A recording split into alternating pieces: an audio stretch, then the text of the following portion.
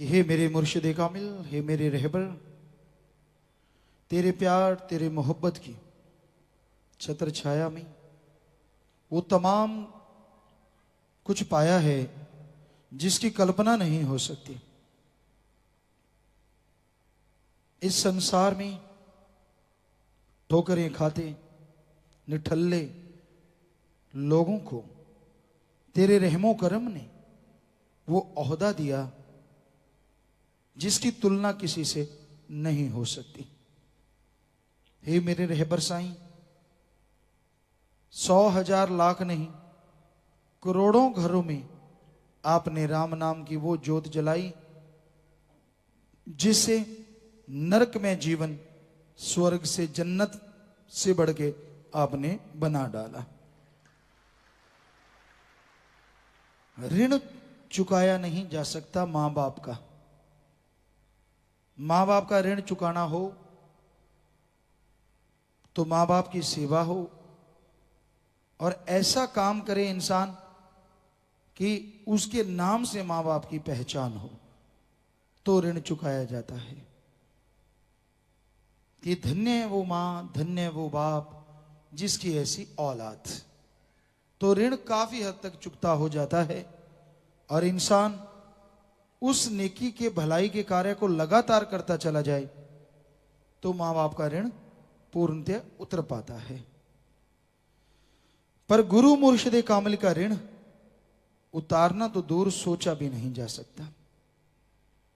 जो मौत को जिंदगी में तब्दील कर दे, क्या ऋण चुकाओगे बताओ? जो पहाड़ जैसे भयानक कर्मों को कंकर में बदल डाले, क्या ऋण चुकाओगे? क्या है आपके पास? आपकी जान से बेशकीमती तोहफा क्या रखते हैं आप अपने पास? पर मन जालिम है, ऐसे मूड बना देता है लोगों को, इतना अहंकारी बना देता है, इतना घमंडी कि वो अपनी बेड़ी में बट्टे डाल डाल के सब कुछ खत्म कर लेते हैं। वरना सतगुरु मौला का ऋण नहीं चुकाया जा सकता। ऐसे ऐसे लोग जो जिन्होंने आके कहा कि भाई सतगुरु का, अल्लाह का, राम का मैं देन नहीं दे सकता, एक जगह नहीं, दो जगह नहीं, कितनी जगह मेरे परिवार की जान बचाई, बेइंतहा खुशियां बख्शी। क्या चेहरे पे तब श्रद्धा, भावना, क्यों तौबा। हे मेरे मौला, हे मेरे सतगुरु, तूने कमाल कर डाला। नरक जैसी जिंदगी को जन्नत सचखंड से बढ़ के बना डाला। क्या परोपकार गाऊं, कैसे सुनाऊं और कैसे ऋण उतारूं? और जब मन का हथौड़ा पड़ता है, मन और काल के जाल में जीव फंस जाता है, तो ऐसे लोगों को भी निंदा करते, मन के हाथों मजबूर गधे की तरह दुलतियां झाड़ते देखा है। चाहे बाद में उनके लिए जिंदगी नरक हो, परिवार का बुरा हाल हो, कोई लेना देना नहीं। क्योंकि जब मन अपनी आई पे आता है तो मैं का मतलब मैं और न का मतलब नहीं मानूंगा। मन का मतलब ही ये है कि कोई भी अल्लाह, वाहिगुरु, राम, गॉड, खुदा, रब की चर्चा संत करेंगे, समझाएंगे कोई भी बात, मैं नहीं मानूंगा। इसी का नाम मन है। तो इंसान जब मन के हाथों मजबूर हो जाता है, वो अपने आप को शूरवीर, बहादुर, योद्धा, पता नहीं क्या क्या समझने लगता है। मैं ये कर दूं, मैं वो कर दूं, मैं फलां कर दूं। बड़ी बड़ी डींगे हाँकता है, बड़े बड़े सब्ज बाग दिखाता है, पता नहीं और क्या क्या बुलवाता है। और इंसान घमंड में चूर रहता है, अहंकार में, खुदी में। कभी चैन से जीने नहीं देता मन। दुनिया को दिखाता है वो घमंडी, अहंकारी, मैं ये, मैं वो, मेरा स्टैंड पक्का, मैं नहीं हिलूंगा। और अंदर ही अंदर दुखी, टूटा हुआ, बुरा हाल। इंसान का चेहरा चुगली खा जाता है। साइन बोर्ड होता है चेहरा, वहां सब कुछ लिखा आ जाता है। तो सतगुरु मौला से प्यार करो, अल्लाह, वाहिगुरु, राम से प्यार हो जाएगा।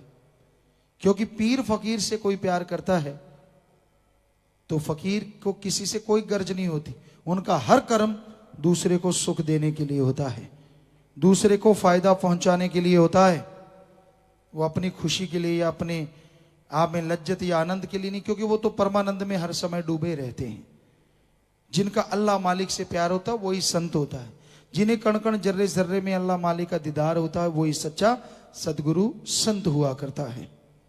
तो उनको दुनियावी चीजों से नहीं, पर दुनिया में रहने वाले लोगों से, उनके जन्मों जन्मों की तड़फती हुई रूहों से बहुत वास्ता होता है। जैसी जन्मों जन्मों की पीछे की तड़फ होती है, वैसा प्यार आत्मा को मिल जाया करता है।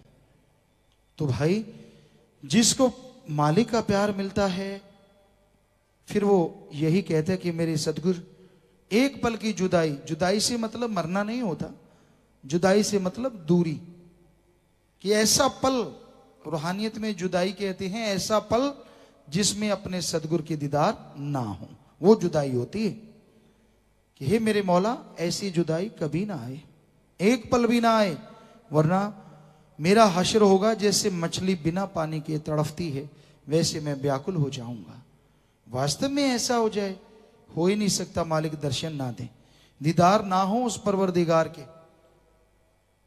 बड़े बड़े साइंटिस्ट, नासा साइंस केंद्र से, हॉलैंड से, अलग अलग जगहों से बड़े बड़े डॉक्टर आए, हमसे चर्चा की, साइंस को बड़ा बताया।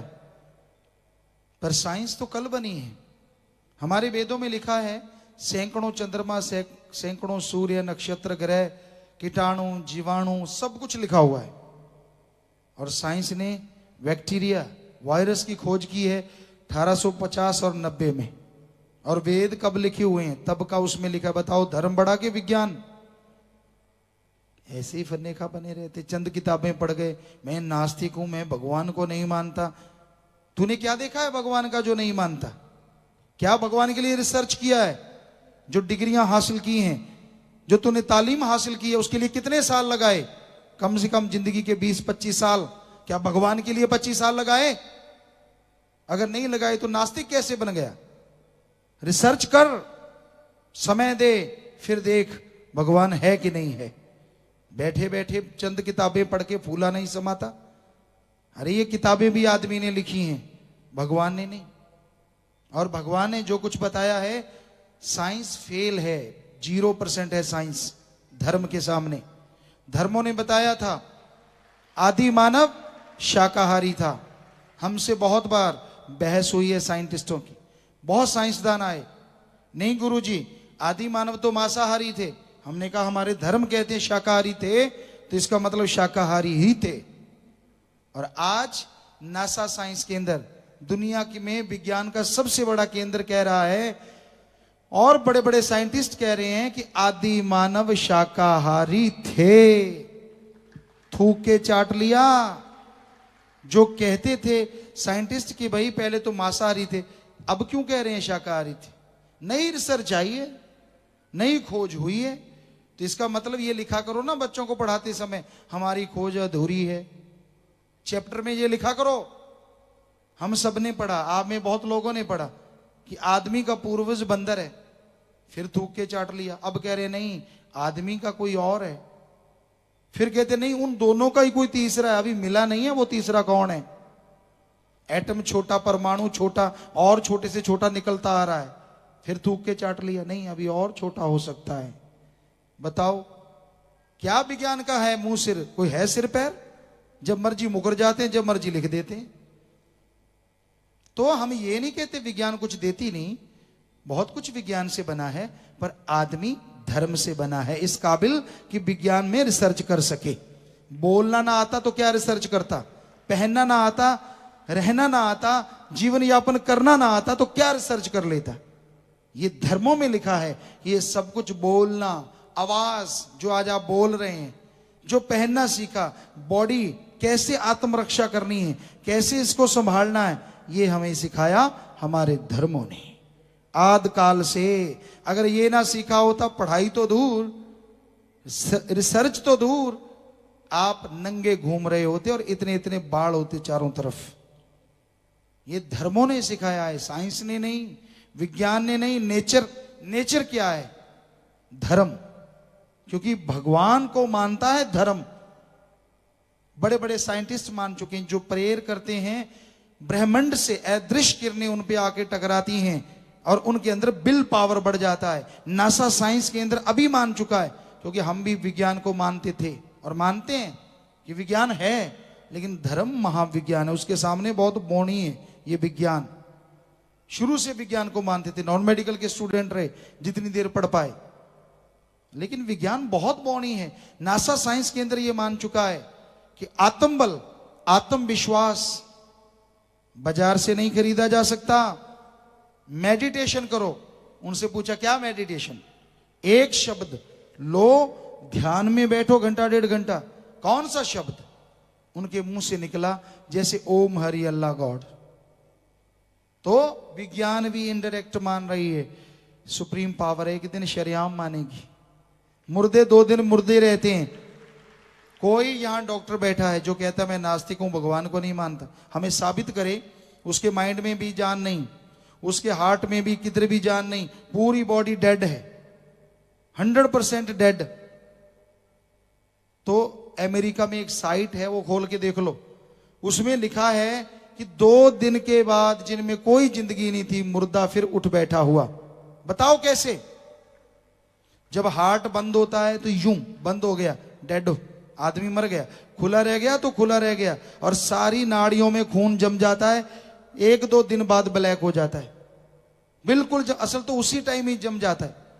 तो आप बताइए 2 दिन बाद कैसे हार्ट बीट चलने लग गई और कैसे नाड़ियों में जमा हुआ खून ऑटोमेटिकली चलने लग गया? बताओ कोई साइंटिस्ट। हम बताते हैं, धर्मों में लिखा है, महाविज्ञान में लिखा है, भगवान जब आत्मा को निकाल ले तो बॉडी टोटली डेड हो जाती है, 100% खत्म हो जाती है। और वही भगवान अगर उस आत्मा को पुनः उस शरीर में घुसा दे तो शरीर फिर से ज्यों का त्यों जिंदा हो जाता है। एक दिन मानना होगा ये नास्तिकों को कि भगवान है, वरना हमारे इस सवाल का जवाब दो कि 2 दिन मरने के बाद आदमी जिंदा कैसे होता है? बाई चांस किरणें टकरागी, फलां टकरागी, 100 झूठ बोलोगे, पर ये थ्योरी आपकी 100% फेल होगी। आत्मा है, थी और रहेगी। जितने मर्जी कवच बना लो, धूप को रोका नहीं जा सकता पारदर्शी शीशे से, उसी तरह आत्मा को रोका नहीं जा सकता किसी भी तरीके से।